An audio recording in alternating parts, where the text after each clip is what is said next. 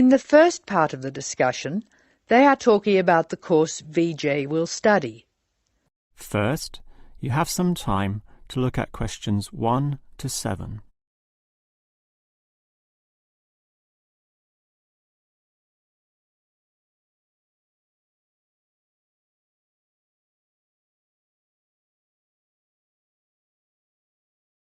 Now we shall begin. You should answer the questions as you listen, because you will not hear the recording a second time. Now listen carefully and answer questions 1 to 7. Hello. May I help you? Hello. Is this the right place for me to register to study foreign languages? Yes, it is. May I have your name, please? Vijay. My family name is Paresh. Vijay Paresh. Okay. Do you have a telephone number? Yeah. 909-2467. Thank you. Now, which language would you like to learn? We offer French, Italian, Cantonese, Mandarin, Spanish, Portuguese. I'd like to learn Spanish, please. Okay. Our classes are conducted in lots of different places. We have classrooms in the city and here in this building. What's this building called? This is Building A. I work near here, so it'd be best to study in Building A. What time do you want to come to lessons? They go on for 3 hours and they start at 10 a.m., 4 p.m. and 6 p.m. I wish I could come to the daytime lessons, but I can't. So 6 p.m, please. That's our most popular time, of course. Have you ever studied Spanish before? No, I haven't. We describe our classes by level and number. Your class is called Elementary 1. Okay. When will classes start? Elementary 1 begins, just a minute. It begins on August 10. Great. Now what else do I have to do?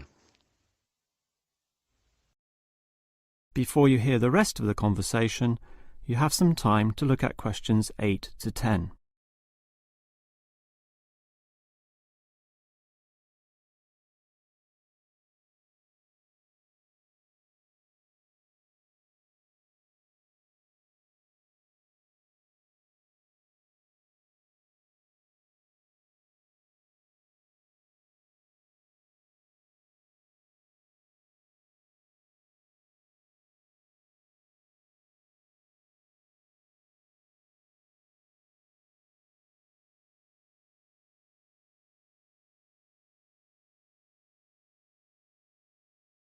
Now listen and answer questions 8 to 10. I'm sorry, Vijay. What were you saying? I wanted to know what else I had to do. Oh, of course.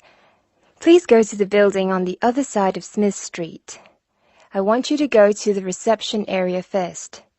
It's just inside the door on the left as you enter from Smith Street. Give them this form. Okay. Do I pay my fees there? No, but the fees office is in the same building. Go past the escalators and you'll see a games shop. It's in the corner. The fees office is between the games shop and the toilets. Thanks. Where can I buy books? The bookshop is opposite the lifts. It's right next to the entrance from Robert Street. Your offices are spread out. Not as badly as they used to be. By the way, we offer very competitive overseas travel rates to our students. Oh, I'd like to look into that. Of course. The travel agency is at the Smith Street end of the building, in the corner next to the insurance office. Thank you very much. Bye.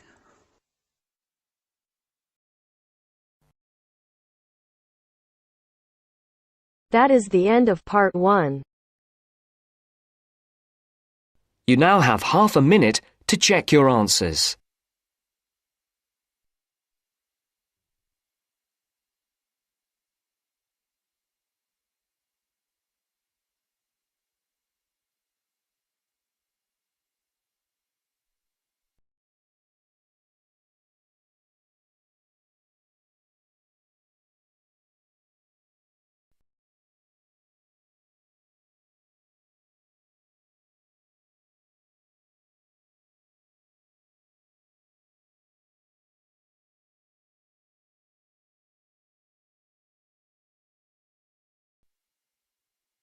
Now turns to Part 2.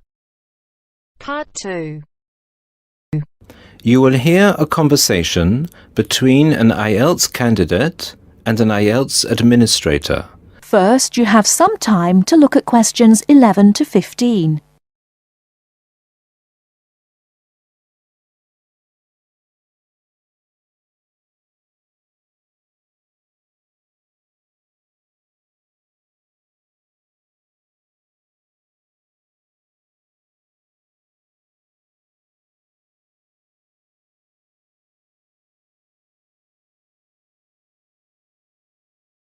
Now, listen carefully and answer questions 11 to 15. Good afternoon. I'm applying for a master's program at the University of Exeter in the UK. I'm planning to register for the IELTS exam at your centre next month. I have some questions I'd like to ask you before I register, if that's okay. Certainly. Would you be taking the academic module? I think so, but I'll have to contact the university just to make sure. You'll probably need the academic because most universities don't accept the general training. And anyway, the procedures to register for the exam are the same for both the general and the academic modules. Good. My first question is whether I sit all parts of the exam on the same day.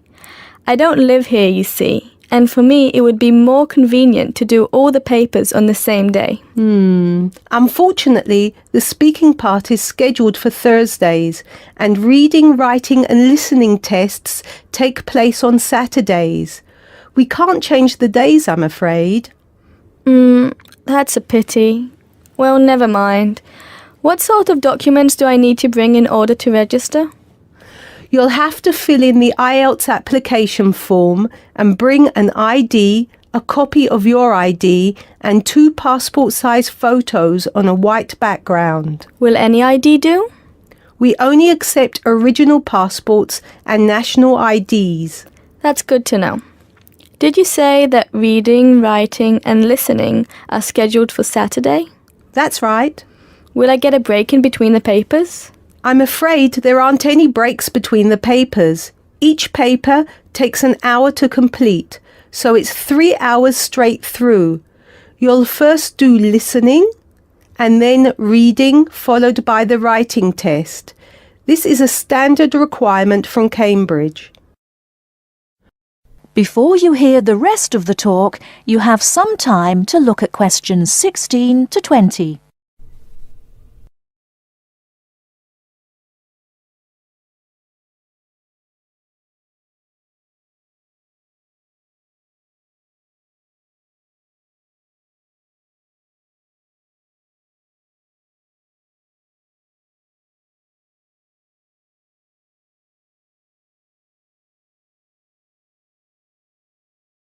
Now listen and answer questions 16 to 20.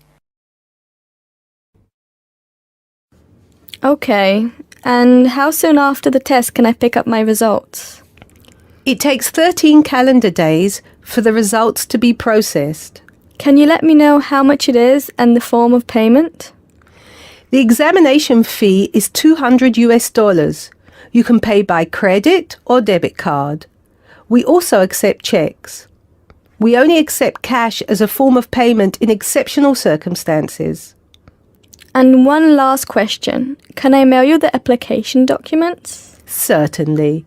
You can send all the documents by registered mail to our address, 47 Clover Place, New Rochelle, New York.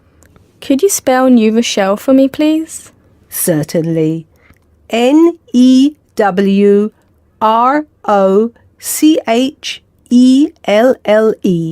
Could I have the zip code as well? Sure.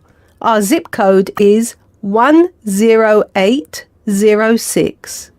Thanks. You can also email us at inquiry@examsmail.com or phone us at 325-9082. I think that's all. Thank you very much for all the information. Bye. You're welcome. Goodbye. That is the end of part 2. You now have half a minute to check your answers.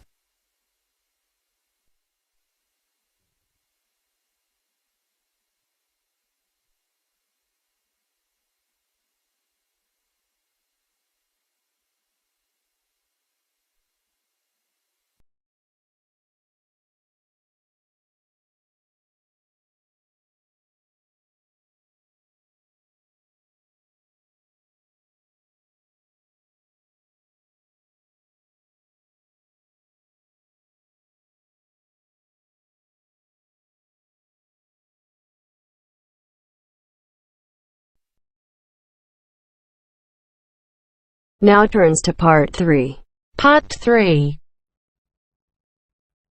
You will hear a woman talking about a number of different beaches to a group of tourists. First, you have some time to look at questions 21 to 25.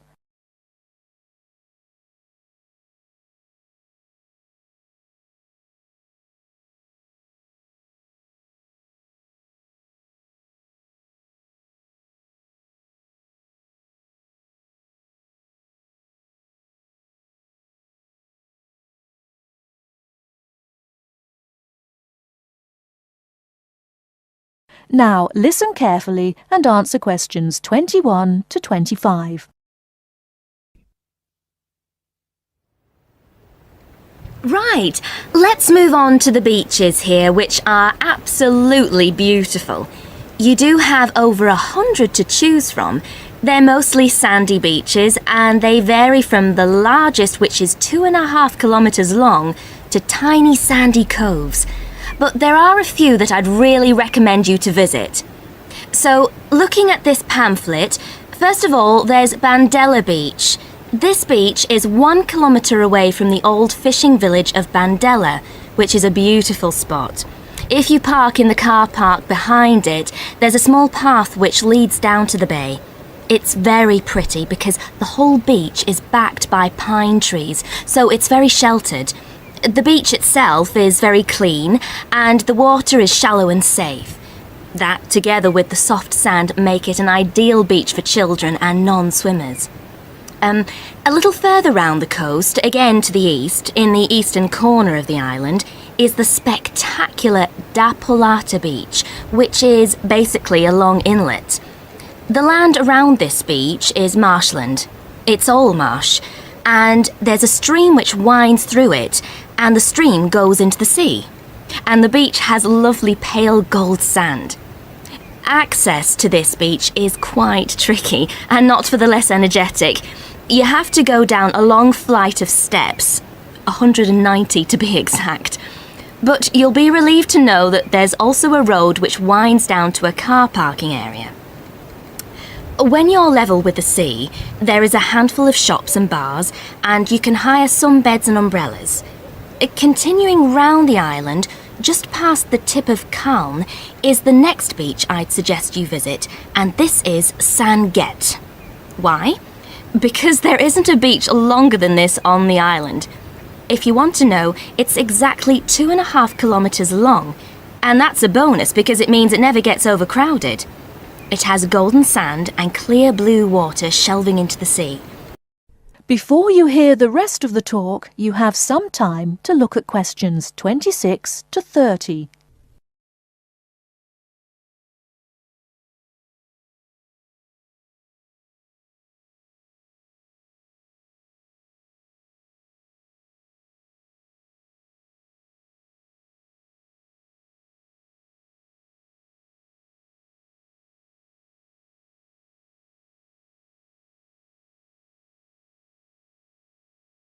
Now listen and answer questions 26 to 30.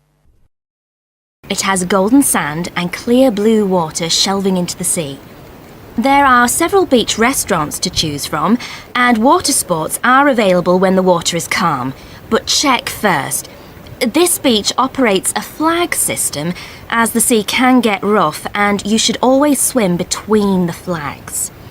There's a large car park which gives you easy access to the eastern end of the beach, but the western end is much quieter and more wild, as it is harder to reach. Blanaka is another popular beach, just in the northwest corner of the island.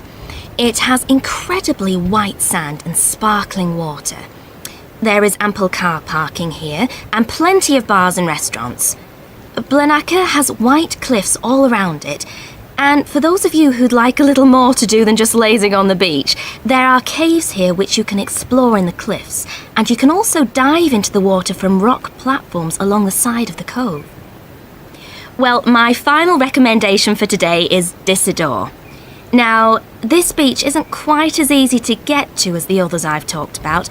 It's quite a remote little beach, tucked away here next to Blanaka. You can reach Disador by a steep slope which goes over some sandbanks. The beach itself is small and pretty, with a reddish-coloured sand and some stony areas on its eastern side. Despite being quite small, the bathing is good, and you can also go fishing here from the rocks at either side. It's a good idea to take some food and drink with you if you decide to go here, as there's only one little bar which isn't always open. So, that should give you plenty of ideas to choose from over the next 2 weeks, and if you have any further questions... That is the end of part 3. You now have half a minute to check your answers.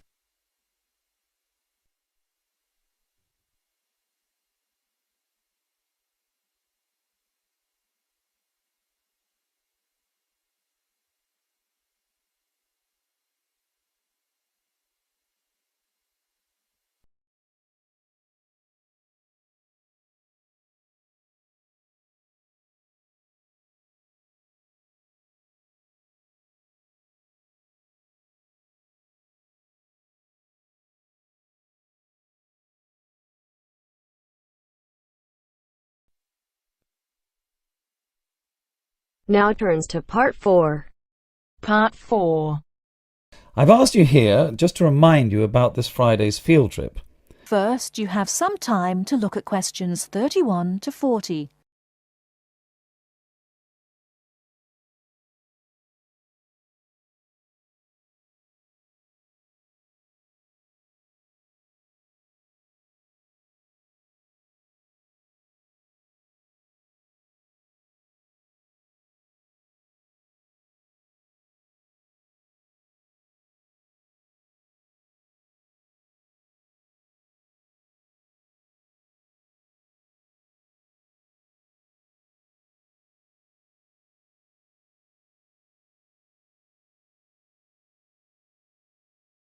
Now listen carefully and answer questions 31 to 40.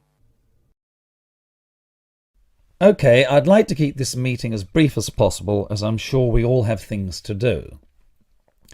I've asked you here just to remind you about this Friday's field trip. This is the first of many field trips you'll be going on, so there are a few rules I'd like to make clear now. Most importantly, I want you all to remember that simply because you are leaving the college does not mean that you are not studying. This is an essential part of your course and should be treated as such. There will be 2 assignments for you to complete whilst you are there, and some extension work you will be expected to do over the weekend, so I suggest you all pay attention on the day. Moving on, remember that we are going to a salt marsh and must dress appropriately. High-heeled shoes and t-shirts are not what I consider appropriate. You need good footwear, preferably boots, and you should bring a waterproof jacket as the weather is unpredictable. It would also be a good idea to bring a change of clothes. There is a chance you will get wet, and a 3-hour return journey in damp clothes is nobody's idea of fun. We will be on the marsh from about 10 o'clock to about 4, so you'll be given a light lunch. However, if you want to bring any snacks with you, then please feel free to do so, although we will be stopping for dinner on the way home. Now, this is the 4th time the college has been to Park Drive Saltmarsh, and so far we have never lost a student. However, remember that there are 28 people going, and if you are late, you will be keeping myself and your colleagues waiting, and at that time in the morning you will not find me very forgiving. Please try to arrive a few minutes before 7. If you are not here on the hour, you risk being left behind. For those of you who are being collected in the evening, you can expect to be back here between 8:30 and 9 p.m. But do warn whoever may be coming for you that the traffic is unpredictable and it may well be later. Before you go, I'll hand out your assignment papers and briefly explain what you have to do. Now, on the first page, all you are required to do is identify the flora and fauna on the page and find an example in the salt marsh. As I told you on Monday, you will need a camera for this. I recommend one of those disposable cameras rather than something more valuable, as the marsh can get very dirty. Now on page 2, you'll be looking more at the bird life on the marsh. You should be able to see what you have to do for this assignment, but there will be plenty of time on the way there to ask any other questions. Well, we'll stop there and I'll see you all on Friday morning. Oh, before you go, just a word of caution. The plants are there to be seen and photographed only. Remember that this is a protected site and we will have to get permission for this trip. If there are any problems, we may not be allowed to go again, and you will be spoiling the opportunity for other students. Okay, if you have any questions, come and see me later today or tomorrow. That is the end of part 4. You now have half a minute to check your answers.